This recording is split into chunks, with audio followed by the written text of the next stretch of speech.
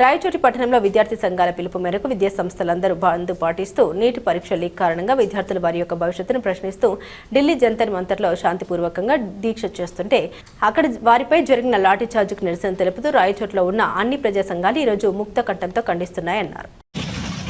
ఈరోజు విద్యార్థి సంఘాల పిలుపు మేరకు రాయచోటి పట్టణంలో విద్యా సంస్థలన్నీ బంద్ పాటిస్తూ వాటితో పాటు నీట్ పరీక్ష లీక్ కారణంగా విద్యార్థులు వారి యొక్క భవిష్యత్తును ప్రశ్నిస్తూ ఢిల్లీ జంతర్ మంతర్లో శాంతిపూర్వకంగా దీక్ష చేస్తుంటే అక్కడ వారిపై జరిగిన లాఠీ చార్జ్కు నిరసన తెలుపుతూ రాయచోటిలో ఉన్న అన్ని ప్రజా సంఘాలు ఈరోజు ముక్త కంఠంతో వాటిని ఖండిస్తున్నాయి. విద్యార్థులు మన దేశానికి భవిష్యత్తు, వారిపై మీరు చేసే జులుంని మనమందరము ముక్త కంఠంతో ఖండిస్తున్నాము. ఈరోజు చూస్తుంటే విద్యార్థుల లేక వారు ఏమన్నా నేరస్తులా అనే భావన కలుగుతోంది. విద్యార్థులకు లాఠీ చార్జ్తో మేకులు గుచ్చిన లాఠీలతో కొట్టడం భావ్యమా? ఆడబిడ్డలను వారి యొక్క వస్త్రాలు లాగి వారికి శిక్షించడం నేరం కాదా? రాజకీయాలు వస్తూ ఉంటాయి, పోతూ ఉంటాయి, నాయకులు మారుతూ ఉంటారు, వస్తూ ఉంటారు, పోతూ ఉంటారు. కానీ విద్యార్థులు దేశ భవిష్యత్తు. అలాంటి విద్యార్థులకు మీరు చేసే న్యాయం ఇదేనా? వారు ఎంతో కష్టపడి వారి జీవితం అంతా ధారపోసి ఏదో సాధించాలనే సంకల్పంతో వారు ఎన్నో ఏళ్లు కష్టపడితే తప్ప వాళ్లకు రాని ర్యాంకులకు మీరు చేసే తప్పుదాల వల్ల వారు వారి యొక్క హక్కుల్ని కోల్పోతున్నారు. వారి యొక్క నైతిక బాధ్యత లేదా? అంత వ్యామోహమా మీకు? దయచేసి ఈ యొక్క డిమాండ్ ఏమైతే ఉందో నైతిక విద్యాశాఖ మంత్రి బాధ్యత వహిస్తూ వారి యొక్క పదవికి రాజీనామా చేయాల్సిందే.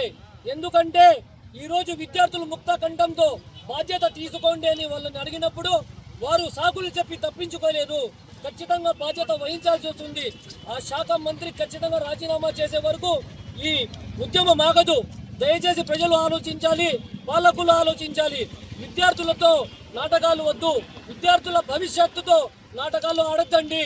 విద్యార్థులతో పెట్టుకున్న ఏ ప్రభుత్వాలు కూడా ఇంతవరకు బాగిపడినట్టు చరిత్రలో లేదు.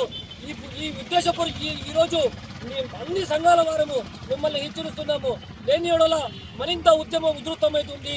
దానికి బాధ్యత మీరే వహించాల్సి వస్తుందని తెలియజేస్తున్నాము. జై హింద్. విద్యార్థులపైన ఢిల్లీలో జరుగుతున్న దాడులపైన మేమందరం కూడా దాన్ని వ్యతిరేకిస్తూ ఉన్నాం. ఈ కేంద్ర ప్రభుత్వం చేస్తున్న విధానాలపైన ఖచ్చితంగా మనందరం కూడా ఖండించాల్సిన అవసరం ఎంతైనా ఉంది. ఎందుకంటే విద్యార్థుల సమస్యలపైన దాదాపు 25 రోజులు వాళ్ళు పోరాటం చేస్తూ ఉంటే కేంద్ర మంత్రి కానీ అదేవిధంగా ప్రధానమంత్రి కానీ సీఎం కొట్టి కూడా లేకపోవడం సిగ్గుచేయడం అని చెప్పేసి మేము తెలియజేస్తూ ఉన్నాం. ఎందుకంటే ఈ దేశ ప్రధానమంత్రి వలన ఈ దేశానికి ఒరిగింది ఏమి లేదు, నష్టం తప్ప.